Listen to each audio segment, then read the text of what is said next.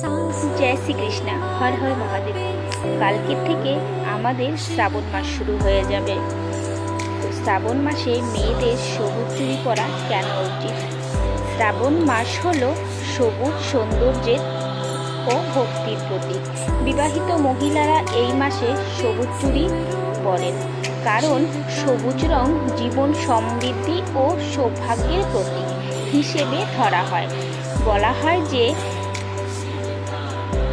মহিলা শ্রাবণ মাসে সবুজ চুড়ি পরেন তার স্বামী দীর্ঘ আয়ু লাভ করে এবং অখণ্ড সৌভাগ্য লাভ করে। মা পার্বতী ভগবান শিবের সঙ্গে বিবাহের আগে শ্রাবণ মাসে সবুজ চুড়ি ও সবুজ পোশাক পরতেন।